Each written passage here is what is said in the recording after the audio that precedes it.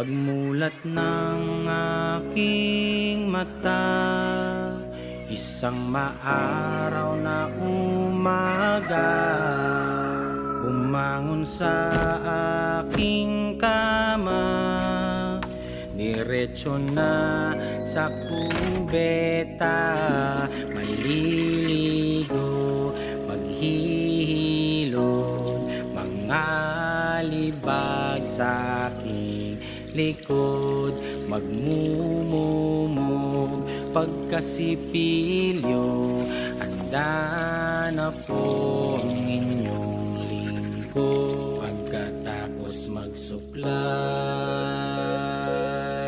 suot ang bago kong damit, nakahanda kong mamatay habang ako'y papalapit sa isang nilagat. Ang sabi ko sa kanya,